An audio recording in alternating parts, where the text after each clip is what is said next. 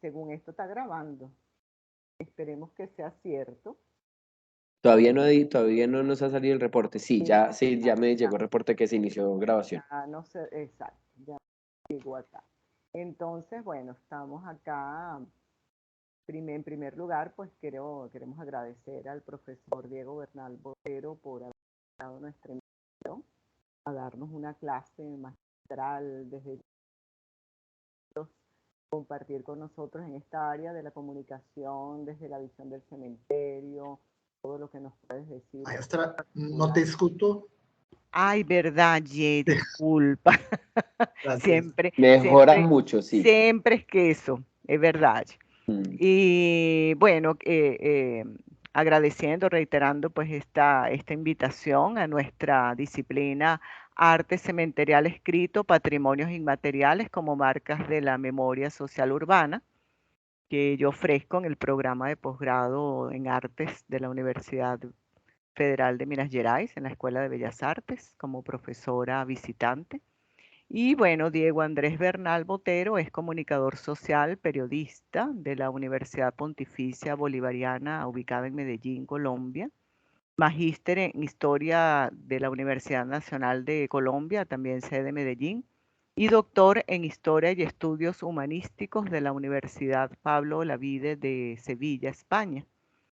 En la actualidad se desempeña como docente interno en el programa de Historia de la Universidad Pontificia Bolivariana, donde hace parte del grupo Epimeleia y de su línea de investigación en Historia Social y Cultural, desde el cual coordina el equipo de investigación Ni Ángeles ni Perros, Conflictos, Reivindicaciones, Estigmatización e Imaginarios en torno a los cementerios.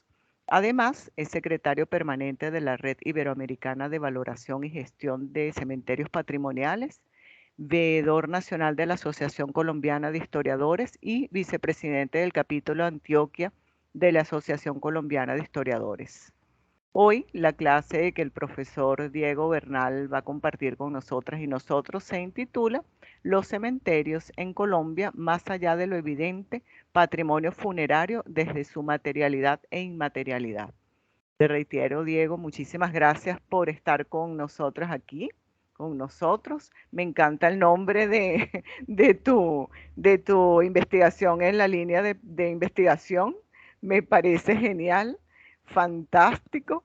Y bueno, nada, queda la palabra contigo y nosotros, bueno, después que Diego como él quiera, pues tú eres el que dice si te interrumpimos, si no, si anotamos las preguntas, en fin, tú eres el que No, mandas aquí. se vale preguntar. Todo está diseñado para que podamos conversar. Perfecto. Y podamos entonces, no hay ningún problema para que podamos disfrutar al máximo. Perfecto. Esperemos a ver que ya les cargue. En este momento ven mi presentación. Sí. Listo. Bueno, boa tarde. Muchas gracias. Muy obrigada, Jenny, por la invitación al grupo. Un honor conocerlos. Mi portuñol funciona cuando llevo mucho rato hablando, entonces me acordaré de palabras, pero gracias a la red comprendo todo, más o menos, pero bueno, puedo hablar con ustedes y me pueden hablar en portugués tranquilos, despacio, como procuraré hablar despacio. Efectivamente, yo soy jornalista, mas cuando cambié a historiador, yo le digo a mis estudiantes que me cambié de sexo, es una otra vida, pero nunca dejé los muertos, o sea, desde que estudié jornalismo, ya trabajaba con cementerios y en historia lo que hice fue irme hacia atrás, para trabajar cementerios más antiguos. Entonces, y mi maestría y mi doctorado son en historia, pero relacionados siempre con cementerios. Y Ni Ángeles ni Perros es un proyecto muy bello en el que le debo todo a mis estudiantes. Un equipo de trabajo muy bonito que empezó en 2018 y que ya sigue acumulando generaciones. Ya de este grupo me falta porque egrese este. Este se graduó la semana pasada, ya el resto ya son historiadores, pero hay una nueva generación de estudiantes. ¿Por qué ni ángeles ni perros? Porque en Colombia, en el siglo XIX, los cementerios convirtieron en un espacio de confrontación. La política y la religión se enfrentaban, donde los conservadores, más aliados de la iglesia, le entregaban el control de los cementerios a la iglesia siempre que ellos están en el poder. Y cuando los liberales llegaban al poder, hacían que los cementerios fueran laicos y no se profesara oficialmente religión, aunque en Colombia el catolicismo es dominante hasta hace muy poco, pues realmente era una sociedad muy religiosa, pero políticamente había más cercanía de los conservadores y más distancia de los liberales. ¿Qué pasó? En 1887, una constitución y un concordato con el Vaticano hicieron que todos los cementerios de Colombia, todos, pasaran al control de la Iglesia Católica. Y la Iglesia Católica podía decir quién iba a ser sepultado y en dónde. Si tú eras pecador público, si tú eras un suicida, si tú eras una prostituta, si tú morías en un duelo, si tú eras un rival político de la iglesia, quedabas enterrado en algo que se llamaba el muladar. Y el muladar es atrás del cementerio, en una parte no consagrada. Entonces era doble muerte. Te morías en lo físico, pero te morías en lo social. Entonces, esa estigmatización de hombres y mujeres se mantuvo hasta 1930, o sea, fueron más de 50 años en los que tuvimos una restricción casi que absoluta para sepultar a gente moralmente incorrecta en espacios dignos. Ahí en eso es que en 1910 se creó un cementerio universal en la ciudad de Bucaramanga, al noreste, con el que se buscaba que todas las personas pudieran ser enterradas con dignidad, al menos con dignidad. Pero desde la iglesia decían que era el cementerio de los perros. Entonces, así se intentara que el cementerio funcionara, cuando dicen que el cementerio de los perros, en mi ciudad, el cementerio universal que construimos para todos se construye después del fin de la ley. Entonces, sí era para todos. Pero, si bien ya no existía la ley de restricción, sí existían leyes eclesiásticas de bendición del espacio. Y la iglesia no quiso bendecirlo. Entonces, era un cementerio libre y abierto sin bendición. Por eso a la gente no le gustó. Y cuando a la gente no le gustó, los procesos de violencia de mi ciudad hicieron que los muertos del conflicto con la guerrilla, con los paramilitares, por las violencias múltiples, desastres naturales, huérfanos, viejitos, personas que no tenían quien fueran sepultados ahí. Entonces fue un cementerio ni siquiera de pobres, sino de los que no tenían a nadie. Tanto así que si la gente pensaba en el universal, decía, ¿qué habrá hecho esa persona para estar allá? Y por eso jugamos con, quizás no son ángeles, pero tampoco son perros. una manera de intentar poner en valor a esos muertos, dignificar la vida de esos seres humanos y buscar la manera de poner ese cementerio desde otros ojos. Entonces, a mi equipo de trabajo con el que empezamos ahí y del que ahora les contaré también cómo hay factores que nos alejan de ese cementerio que es bellísimo y que seguimos visitando y queriendo, pero que no estamos trabajando en este momento directamente allí. Hago parte y pongo a vuestra disposición a la red iberoamericana. Yo estoy aquí porque Jenny es amiga de Yuleima, una colega de la red, y a su vez, gracias a ella, me pone en contacto con Jenny. O sea, como red, las asociaciones lo que buscan es realmente unir y podernos apoyar.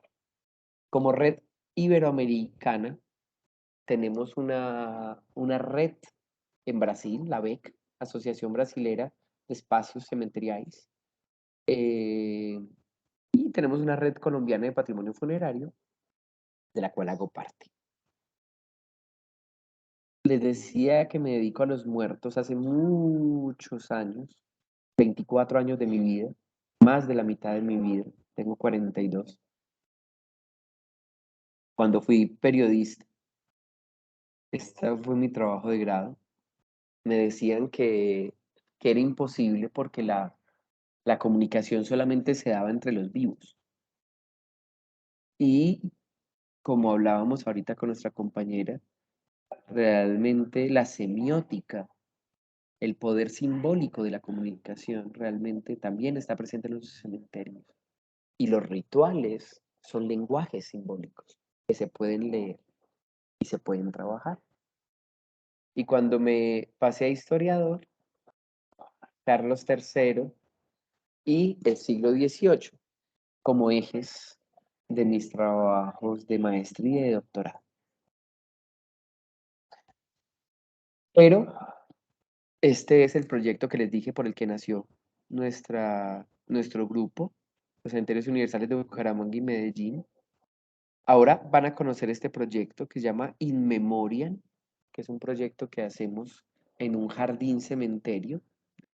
Y este que es precioso y que conocerán también, que es acerca del cementerio de Yalí. Es un cementerio en un pequeño pueblo, en una población cercana a Medellín más o menos. ¿Qué somos como red y por qué surgimos como red?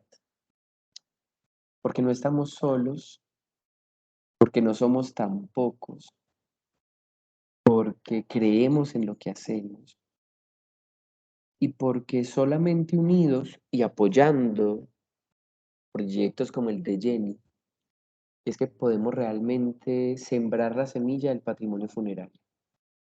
Isabela decía, yo no trabajo temas, pero me gusta el, el planteamiento del curso, pues muchos de nosotros realmente llegamos por casualidad a los cementerios, pero realmente el patrimonio funerario necesita de nosotros.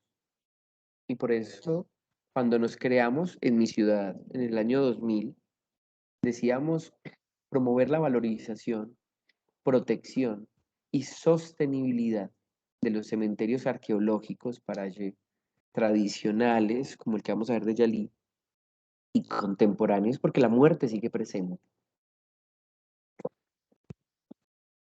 Perdón.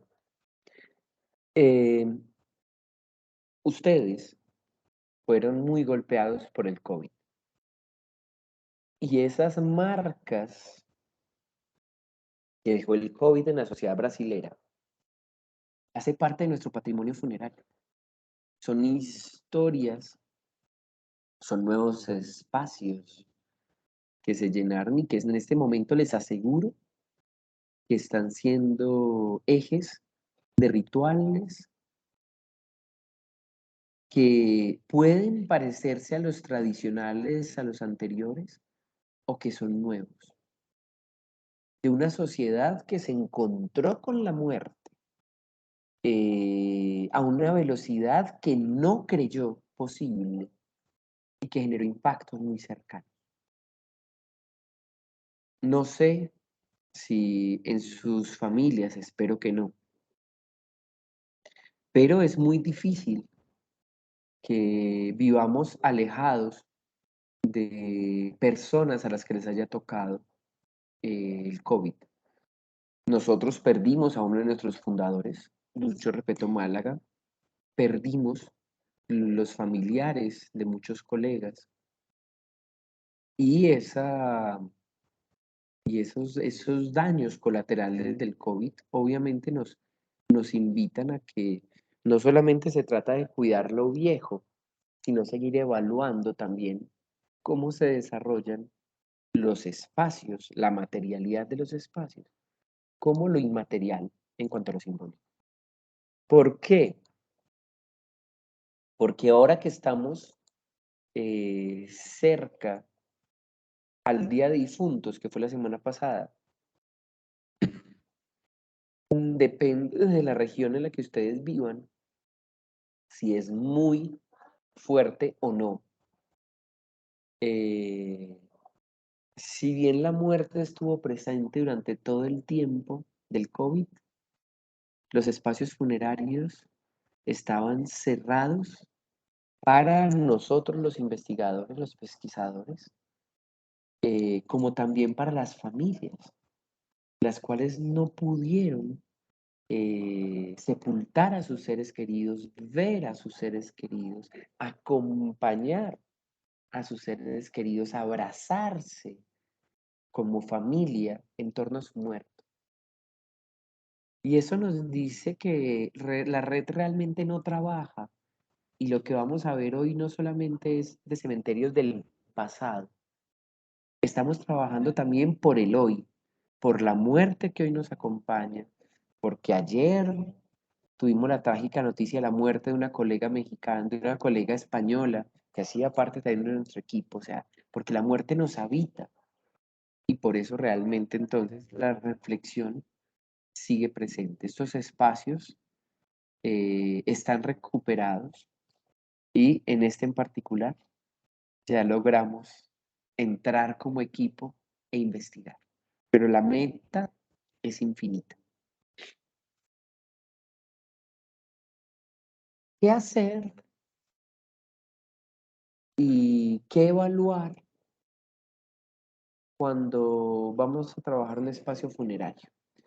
¿Y cómo hacer que una comunidad eh, pueda agregarse, pueda intervenir y entender que lo que hay en ese cementerio es suyo y se puede apropiar de él? Quizás ustedes como turistas o por alguna situación en sus vidas hayan ido a París, pero el Père Lachaise es uno de los cementerios más visitados del mundo. Eh, si bien no es un museo como tal, no está declarado como museo, lo es en el sentido estricto porque su colección itinerante son estos muertos que siguen entrando día a día y renovando los espacios, así como una colección histórica y artística muy valiosa que ha llevado a que hoy incluso haga parte de la agenda turística. Ir a recorrer este espacio, ver a Jim Morrison, a Abelardo y Eloísa, a tantos personajes que hacen parte de este espacio, lo han naturalizado. Y es muy singular porque cuando yo dije que me quería dedicar a los muertos como jornalista, me decían no hay tema. Cuando fui a hacer mi maestrando en historia, me dijeron no hay tema. Y cuando fui a hacer mi tesis doctoral, me dijeron otra vez no hay tema. Y las tres cosas salieron.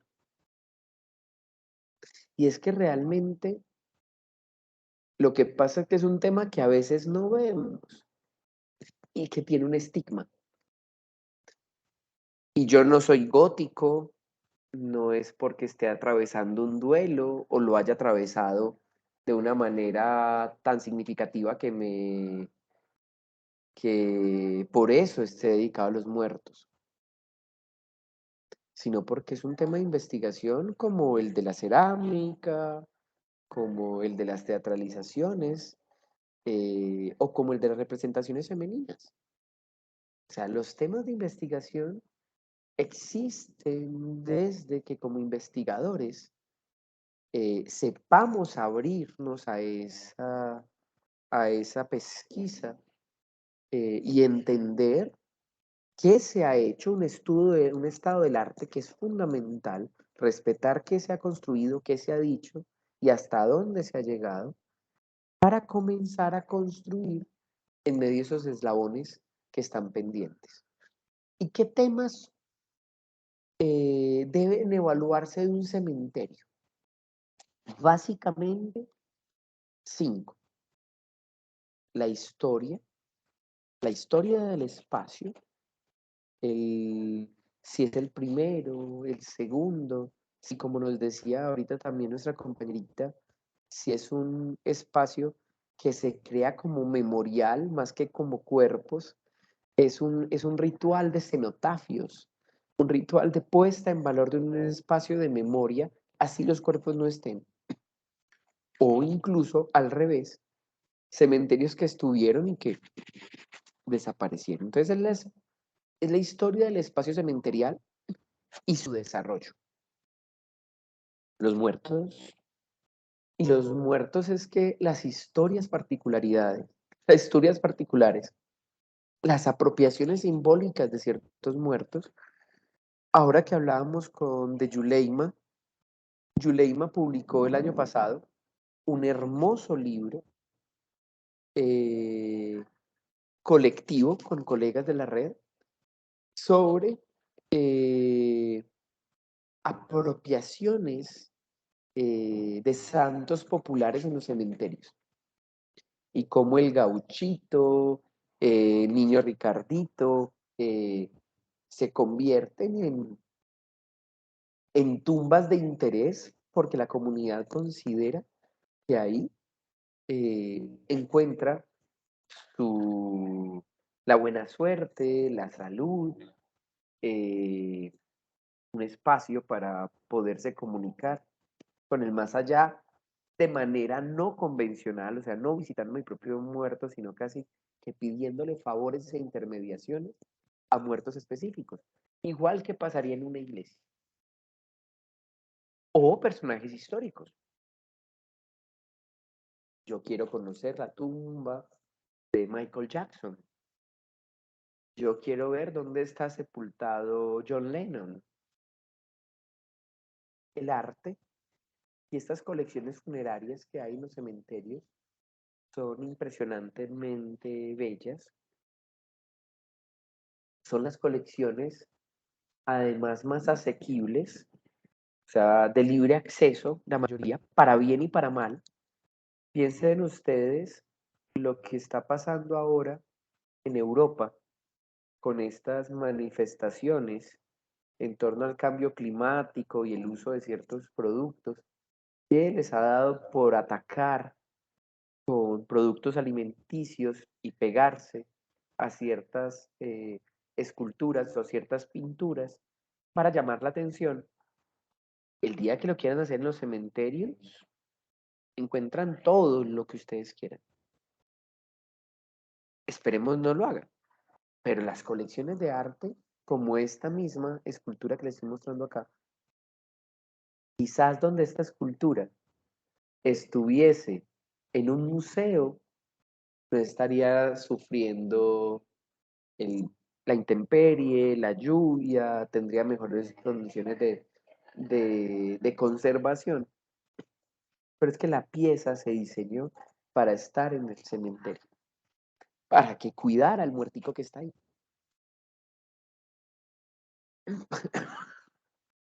la arquitectura. Y la arquitectura porque realmente los cementerios son una colección de materiales, de ideas constructivas, de formas de pensar la muerte y generar tumbas individuales, tumbas colectivas, familiares, redistribución de espacios, reciclaje de espacios, qué material funciona, qué material no funciona, cómo intento simular el arte egipcio en Chile sin estar en Egipto, ni tener los materiales de Egipto, ni tener los niveles de sismicidad de Egipto. Y entonces en Chile te vas a encontrar que las pirámides sí se pueden voltear, porque realmente versus un sismo de 9 grados, casi que hasta un triángulo se convierte en círculo. Pero algo singular, los vivos.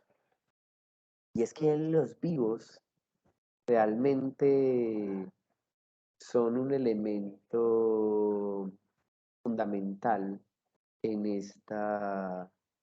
este trabajo que hacemos en los cementerios. Y es por los cuales nos representamos. Con mi equipo de trabajo, una de las primeras lecciones que han aprendido mis chicos y de la cual me siento muy orgulloso porque ya ellos son los que lo transmiten, es que si bien nosotros nos dedicamos a trabajar como historiadores y somos muy juiciosos, realmente, pues juiciosos en castellano colombiano es académicamente muy estrictos.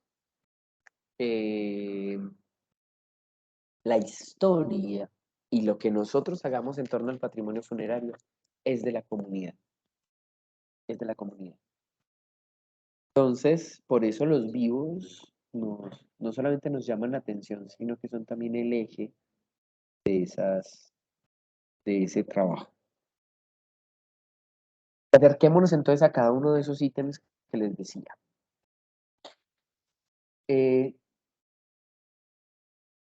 Eso que ustedes están viendo ahí son cementerios. Son ideas de cementerios plasmadas en papel, donde claramente dice plano y descripción del cementerio de la ciudad de San Juan de Girón, situado al sudoeste en un terreno elevado opuesto a los vientos más comunes que bañan la ciudad. Está cumpliendo la norma donde les habían dicho que era, distribuyen los espacios, hacen un planito. Quizás no son ni es la hoja que un arquitecto usaría. Mientras en esta encontramos más una mano experta que distribuye entonces las áreas, pone el grosor de los muros, dónde van las columnas que van a sostener y posiblemente los techos.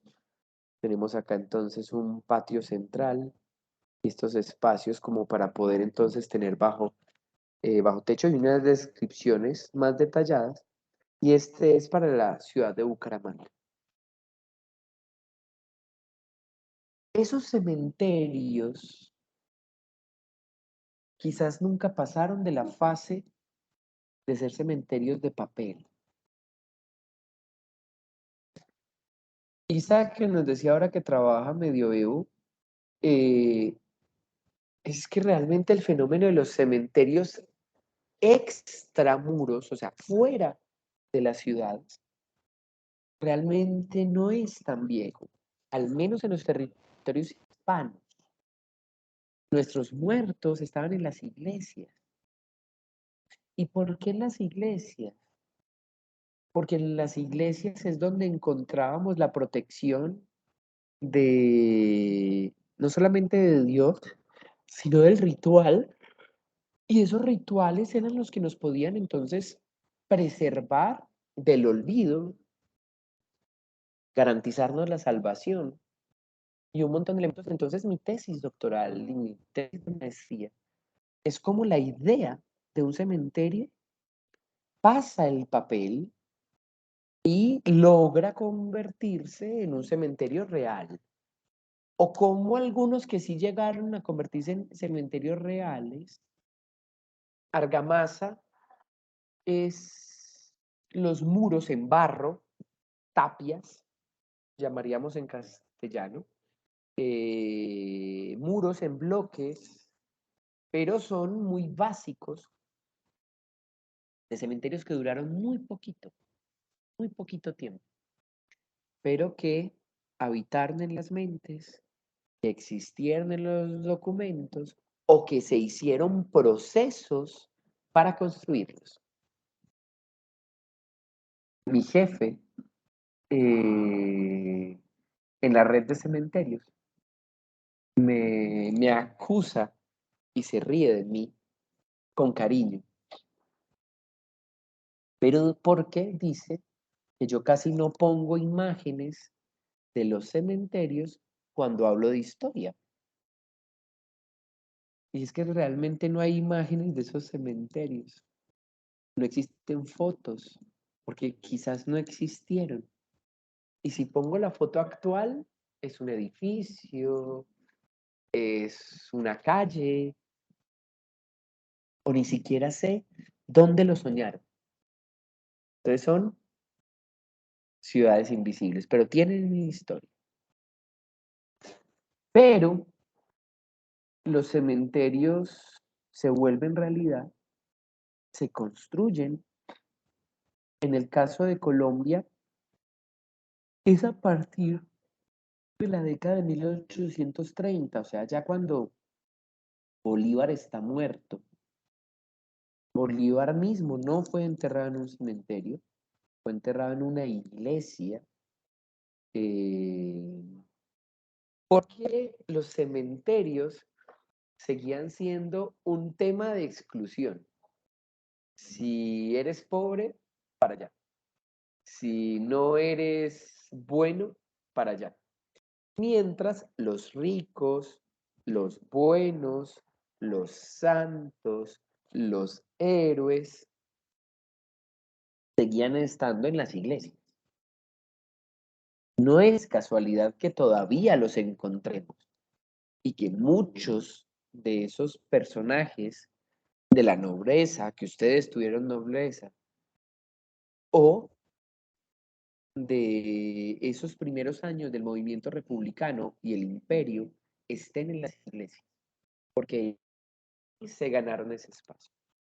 Pero a partir de 1840 ya sí la prohibición gana y se van los muertos fuera de la ciudad, se crean cementerios y otro tema de investigación para nosotros como historiadores es dónde se creó, quién lo creó, cuándo se amplió, hasta cuándo duró, qué lo reemplazó o cómo al interior del espacio se cambian el arte, la estética, las edificaciones y los conceptos conectados con la materialidad de la muerte. No es lo mismo estar enterrado acá que estar enterrado en un monumento funerario, en un túmulo creado para que se resalte, o estar acá como estos muerticos que están detrás y que terminaron siendo los muerticos del muladar y que con la violencia colombiana, los muertos conectados con la violencia. Existe un concepto que no sé cómo se llama en portugués, pero que viene de no nominado, NN, lo cual es falso. Todos ustedes y yo, y Jenny, Desde que éramos bebés o incluso desde el vientre, teníamos un nombre. Lo que pasa es que como Clay nos contaba ahora, eh, algunas personas no le conocemos el nombre oficial. U olvidamos su nombre, u olvidamos su tumba, o no sabemos qué pasó con ellos. En Colombia, muchos muertos no tienen nombre, porque en la violencia parecían muertos y eran sepultados sin nombre. Hoy, una tarea que tenemos pendiente es esa, devolverles su nombre para que puedan regresar a sus familias. Y por eso pongo al cementerio de San Esteban como ejemplo de lo que queremos y soñamos hacer. Los muertos. Y esta tumba de Abelardo y Eloísa se las pongo porque quizás es una bellísima mentira. De Abelardo y Eloísa, realmente sabemos historias desconectadas, fantasiosas, posiblemente conectadas con chismes, con novelas, con imaginarios, y son muy extraños, si se quiere. Pero en medio del romanticismo, eh, comienzos del siglo XIX, eh, se les dieron se les dieron la posibilidad a las autoridades francesas de crear un cementerio y que ese cementerio pudiese albergar a, a personajes de una París contemporánea en ese momento.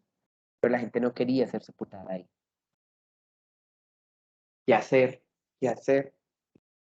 Pues se inventaron el traslado de los restos de Abelardo y Eloísa, los sepultaron juntos, si creemos en las versiones, ese amor entre un maestro y su alumna, que parte de un comportamiento que juzga abusivo esa familia, pero que también desde las otras versiones es un amor que se está dando entre ellos y que se consuma, lleva a que él sea castrado y termine en un convento y que ella, impura o despechada o sencillamente como retalación, termine también en un convento. Entonces, si tuvieron sexo, fue muy poco tiempo y el resto tiene una vida religiosa. Pero para darle gusto a las historias románticas, los entierran juntos en el Père Lachaise y eso va a hacer que la gente diga, ah, el cementerio donde están Abelardo y Eloísa.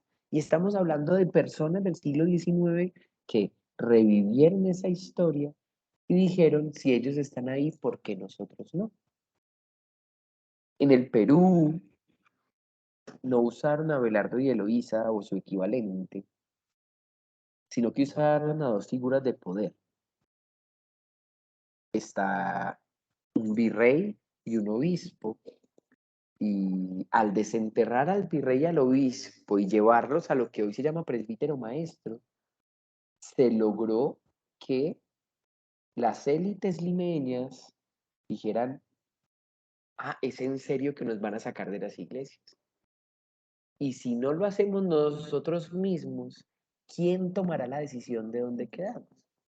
Y eso hace que la resistencia se venza y la gente quiere ir a sepultarse allá. El poder de los muertos. Pero el poder de los muertos también nos lleva a entender que hay muertos que la gente quiere visitar. Carlos Gardel, un cantante muy importante del Río de la Plata. Los uruguayos dirán que es entre uruguayo y argentino, los argentinos dirán que es sencillamente envidia de los uruguayos. Lo cierto es que lo que sí está libre de discusión es que Gardel murió en mi ciudad. Un accidente aéreo, su avión se choca con otro avión y se quema en 1935. O sea, los de este avión y los de este avión, prácticamente casi todos muertos. Hay sobrevivientes, pero muy pocos. Gardel muere. Pero el que Gardel muriese en Medellín hizo que la gente pensara en Medellín. ¿Qué pasó en Medellín? ¿Dónde queda Medellín? ¿Qué le hicieron a Gardel?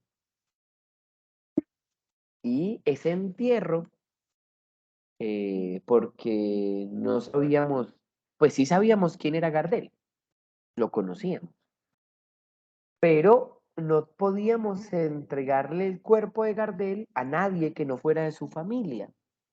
Y legalmente no existía registro de a quién.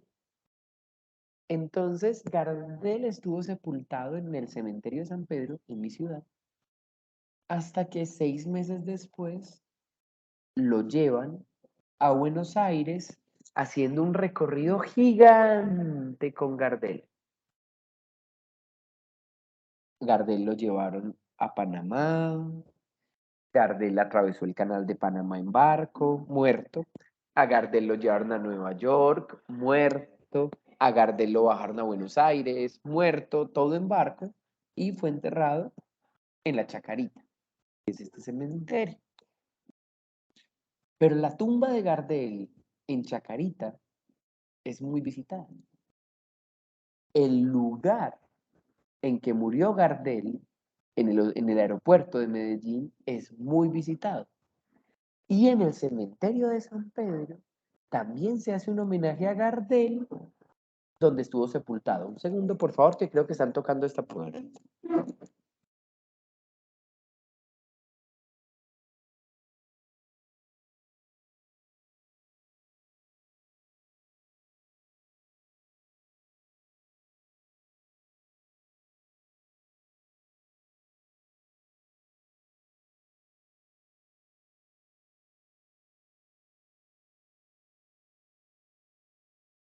Perdón. Sé como estoy encerrado en una sala que es común. Supuestamente pueden tocar. ¿Vamos bien? ¿Vamos comprendiendo? ¿Todo en orden? Perfecto. ¿Están ahí? ¿Existen? Comienzan las sesiones. Sí, comienzan las Sí, sesiones espiritistas. sí, estamos. Ah, bueno. Está bien. ¿Tabón, tabón? Ok, gracias. Entonces, esos muertos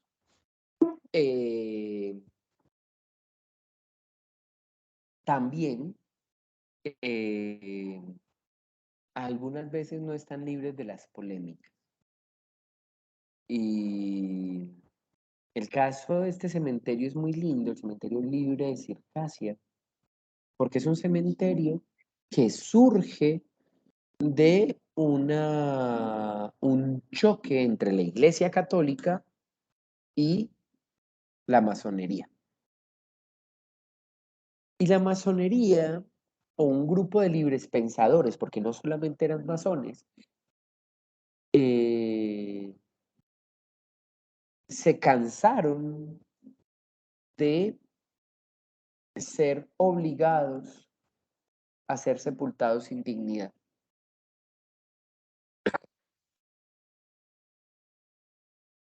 Perdón, me excuso con ustedes que de Perú me traje recuerdos. Entonces, el caso de un señor que muere en 1928 era liberal, había peleado, había a trompadas con el padre, o sea, no tenía posibilidad de ser sepultado en el espacio católico. La familia lo sabía. Entonces, la familia pidió permiso para sepultarlo en el área no católica, o sea, en el área no bendecida. Y el padre le dijo, no, porque el padre controlaba todo el cementerio, entonces no lo pueden llevar. La familia se llevó al muerto para la ciudad vecina a enterrarlo y allá le dijeron, tampoco lo puede enterrar. La familia se llevó su muerto para su finca y lo enterró entonces en la finca, pues en la hacienda, en la facienda. Pues el padre que les negó la sepultura los denunció a la policía porque lo habían enterrado en un lugar no autorizado. No dejaron enterrarlo en lo católico, no dejaron de enterrarlo en lo no católico, no lo dejaron de enterrar en el pueblo siguiente, pero además de eso, la familia tenía la culpa y se fueron presos. Eso llevó a una indignación, a gente que podía ser cercana a la iglesia, pero que dijo, no, no soportamos eso, y crean un cementerio. ¿Qué se ganaron? Que los encarcelaran, pero como eran tantos los tenían que soltar. Después volvían y eran muchas mujeres, Isa. Entonces las mujeres no las podían encarcelar porque eran mujeres, pero estaban desafiando a las autoridades. Y se convirtió en todo un fenómeno donde la gente reivindicó el derecho a crear un cementerio libre, donde se sepultara a quien quisiera, respetando la fe que quisiera tener. El cementerio es pequeñito y realmente la mayoría de los que pelearon por él están enterrados en el cementerio católico, porque eran católicos. Pero defienden este espacio y la ciudad de Circasia ama este espacio porque es el fruto de su lucha, de decir no nos parece justo que alguien pueda ser discriminado por su forma de vida, su forma de muerte, o que incluso después de la muerte siga siendo discriminado. Esos muertos tienen memoria. Y hay muertos a los que se les inventan la memoria. Volvemos al Perlachés y les pongo ejemplos del Perlachés para que puedan conectar con historias más cercanas a ustedes de pronto. Las damas, lo mismo que Aye y yo, podremos ver que la pátina natural de la escultura tiene cierta parte más brillante. Quiere decir que ha habido más toque, más roce. Y no le tocan la manito, no le tocan la cara, no le tocan el sombrero, le tocan el pliegue del pantalón. ¿Quién es él? Otro colega, jornalista, Victor Noir. Victor Noir es asesinado en París y sencillamente su retrato caído en el piso, avaleado, es llevado a una escultura por parte de un maravilloso escultor que, de gusto o sencillamente queriendo hacer el pliegue de un pantalón, Jenny entenderá porque no sé qué tanto sea la cultura taurina en Brasil, pero por ahí dicen que los escultores de los toreros tienen como la gentileza de muy bien dotar a los toreros, que queden como con ciertos elementos masculinos resaltados a través de su vestido. Pues esto realmente no es una figura, y lo he estado ahí, que uno diga es un elemento fálico. Pero la gente lo tomó así y las mujeres de París y las turistas y también los hombres que quieren ir, pero ya porque quieren ir, tocan a Victor Noir pidiendo fertilidad. Y por eso digo que las mujeres, porque están buscando quedar embarazadas ellas, a los hombres nos queda un poquito complicados, porque no es virilidad, no es para los hombres para poder emularlo a él, sino para poder acercarse a la gestación. ¿De dónde surgió esa práctica? ¿Qué tiene que ver con Victor Noir? No importa. Lo importante es cómo la sociedad decidió intervenir la obra. Obviamente, ustedes que trabajan conservación, esa escultura se está viendo seriamente afectada no solamente por la intemperie, sino también por estarla tocando. Y ahí, en un punto específico, pero es también bellísimo cómo se genera un proceso casi que natural de apropiación de un símbolo funerario, así no sea los familias de Victor Noir quien lo haya promovido. Las florecitas es de sus amadas que le dejan promesas, como el sombrerito, donde le dejan también pagos de esas paternidades que él ha ayudado a que se den, o maternidades mejor. Y dos casos colombianos muy bellos. Bernardina Martínez o Sor Bernardita. Y es muy charro porque la gente le dice Sor Bernardita. Sor es hermana de un convento, pero en ninguna parte del monumento ni de la historia que hemos relevado, ella aparece como monja.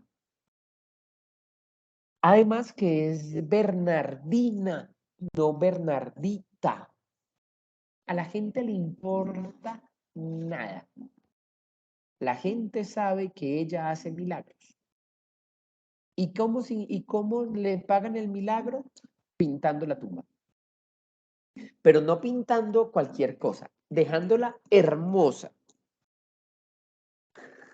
Hermosa es que como si yo quisiera que me quedara linda. Entonces, miren el detalle, dos tipos de color, de todo. Pero la van a encontrar en rojo con rosa, azul con azul más claro, porque yo quiero que se note que la pinté. Entonces pagan pintores y arreglan la tumba. ¿Por qué? Porque les está ayudando. ¿En qué? Ella sí es más múltiple, o sea, ayuda con salud, con otras cosas. Y el pago es pintar. Es la única tumba que sobrevive del antiguo cementerio y que el padre nunca pudo intervenir porque la creatividad de los curas, de los sacerdotes es enorme y muchas veces mucha parte del patrimonio funerario se ha visto afectado por reformas que se hacen en las cuales se tumba buena parte del patrimonio funerario. Pues en este caso, no solamente, pues Bernardita es como el ejemplo, pero no sabemos mayor cosa de la historia. Eso sí, que es una tumba de 1933. O sea, ya son casi 90 años, o sea, son 89 años de culto, o al menos de ella haber fallecido, y un culto del cual he sido testigo hace 20 años. Este señor, Leo Kopp, ustedes tuvieron una fuerte migración alemana. Nosotros también tuvimos una migración alemana no tan grande, pero Leo Kopp es de esos migrantes. Fundador de una gran empresa cervecera que se llama Bavaria. Pues don Leo Cobb, empresario, generó empleos, sí, y se murió, como se muere la gente. Como tenía dinero, mandó traer una escultura y es una especie de Rodin, de un pensador, y lo pusieron ahí. ¿Qué pasó? Que las proporciones humanas de la escultura y la accesibilidad de la escultura lo llevaron a que esté en una posición de escucha. Y lo que ustedes están viendo acá es un ritual que se repite día tras día en el cementerio central de Bogotá, donde hombres y mujeres le hablan al oído a la escultura que representa a Leo Cobb y le cuentan sus problemas. Y le pagan con flores. Pero no solamente le pagan con flores. ¿Pátina? No pátina. ¿Por qué no hay pátina? Porque también la gente piensa que para que esté bonita la escultura tiene que estar brillante. Y como él era un tipo brillante, la escultura tiene que ser brillante. Y otra forma de pagarle es con brillametal. Ustedes saben de restauración, yo soy un simple historiador. Pero cuando estuve en el ejército y la chapa de mi cinturón le tuve que estar echando por un año brillametal, la destruí. Esta escultura en bronce ha recibido pulida tras pulida por parte de clientes felices por los favores que reciben de él, pero obviamente la escultura se afecta. Pero cuando el cementerio estuvo cerrado por pandemia, uno de las quejas más grandes era qué hacer, porque la gente no podía ejercer su ritualidad, no podía ir al cementerio a cumplir con sus rituales, con sus muertos y con los muertos prestados. Porque no quería alargarme, pero igual está en el debate. Acá en Medellín tenemos la tumba de Pablo Escobar. Y con todo esto de las narconovelas, obviamente el fenómeno de Pablo Escobar nos ha golpeado y hay muchas representaciones en torno a su vida, como también gente que va a visitar su tumba, como pasa en México, en Sinaloa, donde no solamente se está dando el fenómeno de las tumbas de los narcos, sino competencia entre los narcos para poder tener una mejor tumba. Y esa mejor tumba son tumbas con wifi, con parqueaderos, con helipuertos, con parques infantiles, pero la tumba. O sea, son mausoleos completos con un despliegue increíble de recursos para poder entonces demostrar que el muerto tenía mucho dinero y poder. Más allá de eso, pasando a nuestro tercer elemento, el arte, las colecciones funerarias que tienen los cementerios, en este caso Cementerio La Recoleta, que es quizás uno de los más visitados en América Latina, en muy buen estado de conservación, pero que están expuestos al tránsito, expuestos a las selfies. Cementerio de Consolação en Sao Paulo. Hace unos años, una bella turista garota haciéndose una selfie tumbó un mausoleo porque se recostó en una columna, que la columna estaba fallada, se cayó la columna, se cayó el techo. Ella no murió, pero dañó el mausoleo. Y es siempre me indigno y es porque como si quisiera que se hubiera muerto, pero no, o sea, es como, no pagó el mausoleo, o sea, destruyó una obra preciosa por tomarse una selfie. Pero bueno, son los riesgos de la modernidad. Entonces, esas colecciones ni siquiera están catalogadas muchas veces, no se tienen inventarios eficientes y mucho menos procesos de aseguramiento. Y es que cada una de estas esculturas no solamente vale por el material, sino que vale por la realización artística, vale por la historia y vale también por la historia que representa el monumento. Entonces, el arte sacro, como decía ella ahorita, que está en los cementerios, más las representaciones históricas, más las piezas artístico-históricas que hay en los cementerios no tienen valor, son invaluables, es una riqueza enorme que se está perdiendo. Porque en cada sismo, cada terremoto en México y en Chile se caen mausoleos y destruyen esculturas vitrales, vitros y demás, como también en Lima, en Colombia, hay saqueo, robo de tumbas y de esculturas, como también hay ignorancia y gente que dice, bueno, yo quiero renovarlo, quiero hacer más bonito el cementerio, como está pasando en Bolivia, y sencillamente tumban el mausoleo por viejo o porque amenaza ruina.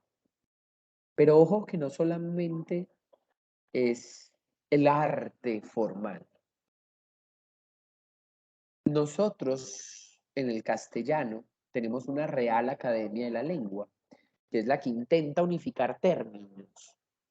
Vocês, no sé si tengan una lusa, pero básicamente el portugués y el castellano, lenguas hermanas, hay libres interpretaciones, pero el arte es mucho más que el arte formal. Y dice, manifestación de la actividad humana mediante la cual se expresa una visión personal y desinteresada que interpreta lo real o imaginado con recursos plásticos, lingüísticos o sonoros. El arte es expresión pura, desde la materialidad, desde la oralidad o desde las composiciones. Entonces, así sea mucho más discreto, ahí hay arte.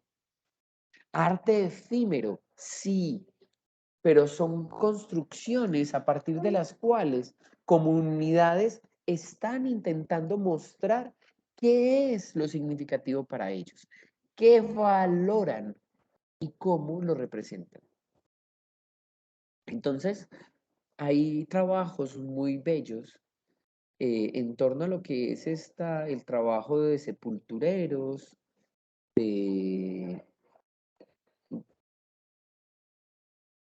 prácticas culturales conectadas con la decoración de tumbas y donde realmente cuando tú vas a un cementerio vas a conocer qué es lo que cree esa sociedad, a qué le tiene miedo, qué le gusta, qué no le gusta, eh,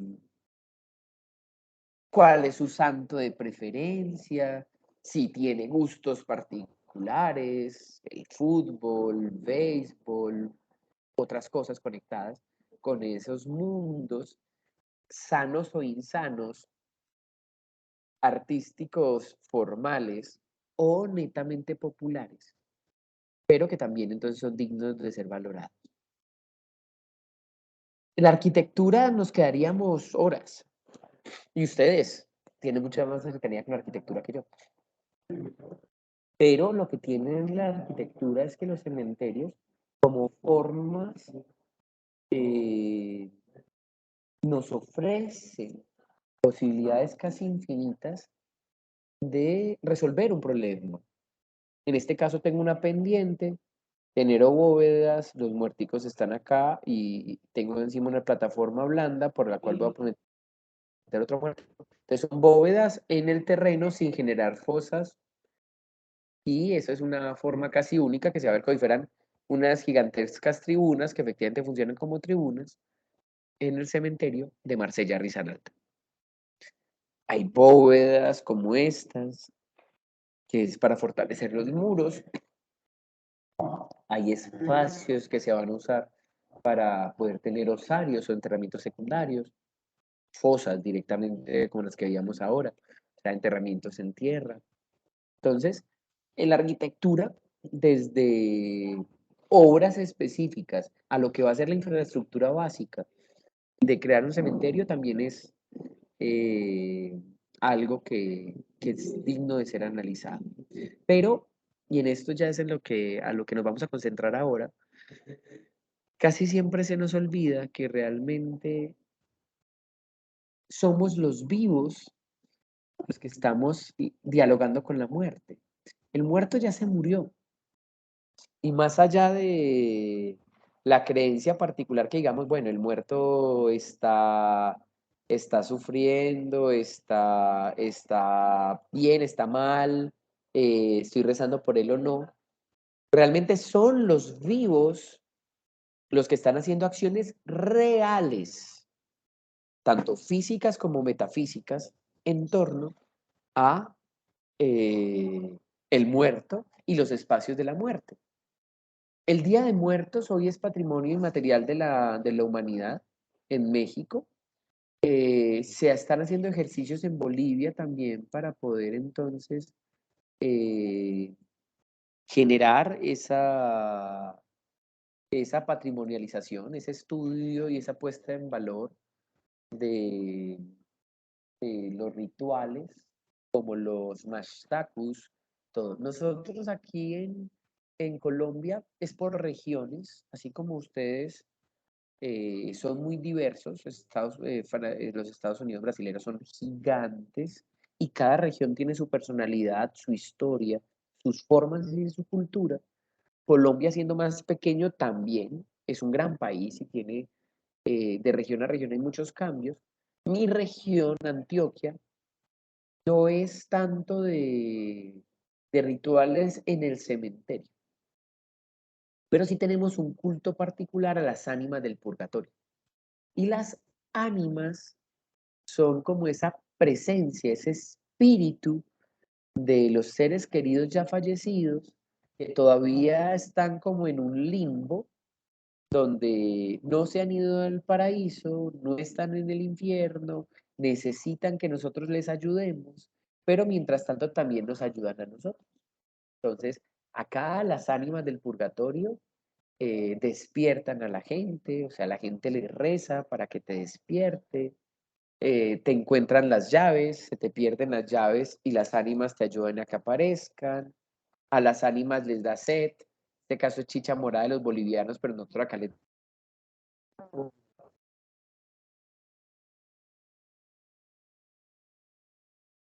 una relación.